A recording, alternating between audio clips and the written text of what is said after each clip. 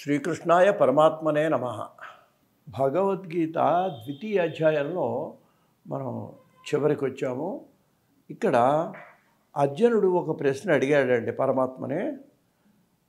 అర్జున ఉవాచ స్థితప్రజ్ఞస్య కా భాష సమాధిస్తస్య కేశవః స్థితధీ కిం ప్రభాషేత. ఇదండి ఆయన అడిగింది. ఏంటంటే స్థితప్రజ్ఞుడు అనే వారి యొక్క లక్షణాల గురించి అర్జునుడు అడిగాడండి. నిజానికి భగవద్గీత దీనికి ముందే చాలా వరకు ఆయన చెప్పదలుచుకుంది పరమాత్మ చెప్పేశాడు. ఏమని, నువ్వు ఏ భీష్మాదులనైతే చంపదలుచుకున్నావో వాళ్ళు శరీరాన్ని చంపుతున్నాను అనుకుంటే అది ఎప్పటికైనా చనిపోయేదే. నామరూపాలు శాశ్వతం కాదు. ఒకవేళ ఆత్మనే చంపుదాం అనుకుంటే ఆత్మకు చావు లేదు. కాబట్టి నువ్వు నువ్వు యుద్ధం చేయాల్సిందే అని చెప్పాడు. ఇంచుమించుగా అయిపోయింది. మరి తర్వాత ఈ విషయాలన్నీ ఎందుకు చెప్తున్నాడు అని కనుక మనం ఆలోచించినట్లయితే ఇక్కడ మనం ఒక విషయం గమనించాలండి. భగవద్గీత అనేది భారతీయుల యొక్క మన సనాతన సంస్కృతి యొక్క ఏంటంటే విజ్ఞాన సర్వస్వము. అంటే ఈ ప్రాతిపదికన అతను ఏదో అడుగుతున్నాడు. ఈ ప్రాతిపదికన ఆయన ఏం చేయదలుచుకున్నాడంటే ఎన్నో విషయాలు, వేదాంత విషయాలు, తత్వశాస్త్రాలు, ఉపనిషత్తులకు సంబంధించిన విషయాలన్నీ అర్జునుడికి తెలియజేయదలుచుకున్నాడు. దానికి తగ్గట్టుగా అర్జునుడు కూడా మనం ఏం అడగాలో ఆ ప్రశ్నలు అర్జునుడే అడుగుతున్నాడు. ఇది మన అదృష్టం అండి. ఇక్కడ ఆయన అడిగిన ప్రశ్న ఏంటి? అర్జునుడు స్థితప్రజ్ఞస్య కా భాష సమాధిస్తస్య కేశవః. ఆ స్థితప్రజ్ఞుడు అనేవాడి యొక్క లక్షణాలు ఏంటి, అతను ఎలా మాట్లాడతాడు, ఎలా ఉంటాడు అని అడిగారు. ఎందుకంటేనండి ఇది మన అందరికీ అనుమానం వస్తుందండి. లోకంలో ఏదో మనకు దీంతో వేమన శతకం చూడు, ఉప్పు కప్పు రంబు ఒక పోలిక నుండు, చూడ రుచుల జాడ వేరు, పురుషులందు పుణ్యపురుషులు వేరేయా. మనకి ఎలా ఉంటుందంటే చూడటానికి అందరూ ఉంటారు, అందరూ ప్రతివాడు ఏదో బొట్టెట్టుకొని శాలువా కప్పుకుంటే అందరూ పండితులే అనుకుంటాం. కానీ అది ఎప్పుడు తెలుస్తుంది? వాళ్ళు మాట్లాడినప్పుడు, వాళ్ళు చర్చ చేసినప్పుడు, అప్పుడు అసలు విషయం బయటకు వస్తుందండి. అందుకని ఈయన ఏమంటున్నాడంటే స్థితప్రజ్ఞులు ఎవరు, మామూలు సామాన్యులు ఎవరు, ఈ రెండింటికి తేడా తెలుసుకోవాలంటే నాకు ఆ వివరణ చెప్పాల్సిందే అని అర్జునుడు పరమాత్మని అడిగాడు. అంటే ఇప్పుడు మనకు ఒక అసలు స్థితప్రజ్ఞ అంటే ఏమిటి అని కొంచెం తేడా ఉందండి.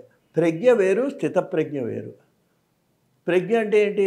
ఆయన ఎవడో కూనరాగాలు తీస్తూ కొంచెం పక్కన ఎక్కడో కూర్చొని ఏదో పాడుతున్నాడు అనుకోండి. పాడితే ఆయన్ని పిలిచి అయ్యా మీరు పాట పాడండి అని పిలిచామనుకోండి, అబ్బాయి లేదండి అది ఊరికి అలా పాడాను, నాకు రాదండి పాట అన్నాడు. అంటే కొంచెం ప్రజ్ఞ ఉంది సంగీతంలో. కానీ అది అవసరం వచ్చినప్పుడు, మాట్లాడాలన్నప్పుడు, ప్రదర్శించాలన్నప్పుడు మళ్ళీ అతనికి భయమో ఏదో వచ్చేది ప్రదర్శన చేయలేడు. అది స్థితప్రజ్ఞ కాదనమాట. అక్కడ భారతంలో ద్రౌపది అంటుందండి కృష్ణరాయబార సందర్భంలో తన గురించి చెప్పుకుంటూ, నేను వరమున బుట్టి తిన్ భరతవంశము జొచ్చితి అని చెప్పి నీతి విక్రమ స్థిరులకు పుత్రులను బడసి తిన్. ద్రౌపదికి 5 పిల్లలండి. ఆ 5 నుంచి చెప్తున్నది రాజనీతి పరాక్రమము స్థిరముగా గల పిల్లల్ని నేను కన్నాను అని చెప్పిందండి. ఈ స్థిరముగా అంటే అర్థం ఏంటి? ఏదో గాలివాటిగా ఒకసారి యుద్ధంలో విజయం పొందటం, మళ్ళీ ఒకసారి ఓడిపోవటం అంటే అది స్థిరత్వం కాదు, స్థిరమైనది కాదు.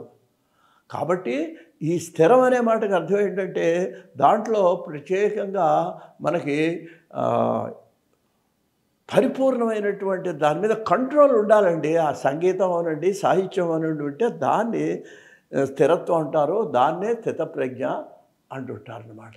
అందుకని ఆ విధంగా ఉన్నటువంటి ఆ స్థితప్రజ్ఞుడి యొక్క అది ఐహికంలో ఇప్పుడు నేను చెప్పింది. వేదాంతంలో కూడా అంతే.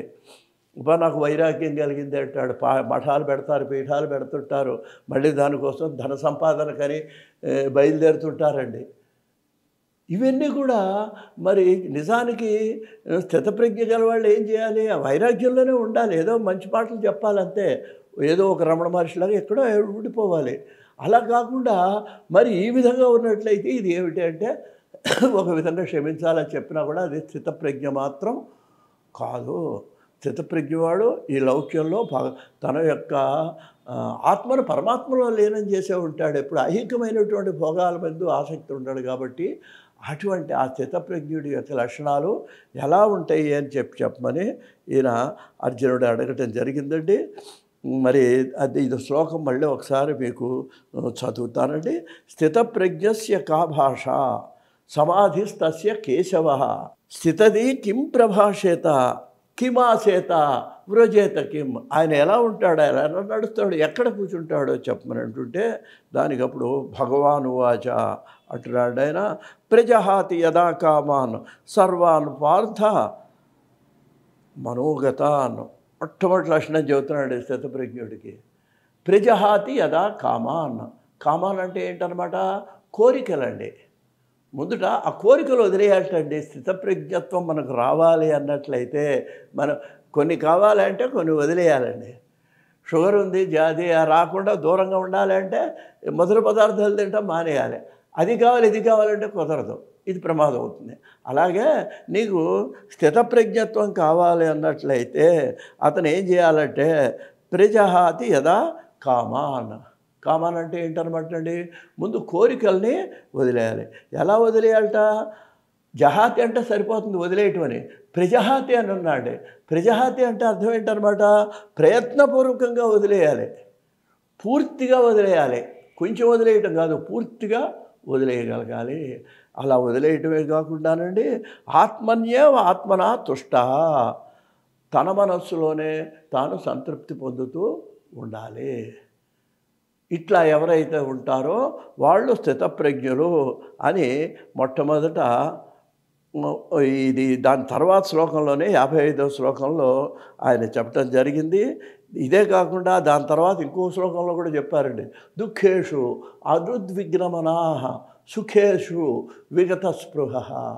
దుఃఖం వచ్చింది, మనందరం బాధపడతాం. దుఃఖం వస్తేట ఆ బాధను తట్టుకోవాలటండి. సుఖం వచ్చినప్పుడు పొంగిపోకూడదు అని ఈ విధంగా స్థితప్రజ్ఞ లక్షణాలను ప్రారంభిస్తూ వరుసగా 19 శ్లోకాల్లో ఆయన చెప్పడం జరిగింది. దీంట్లో ముఖ్యమైనటువంటిది వరుసగా ఇప్పుడు ఈ స్థితప్రజ్ఞ లక్షణాలని కొన్ని ఎపిసోడ్స్లో మీకు మనవి చేయడానికి ప్రయత్నం చేస్తాను. స్వస్తి.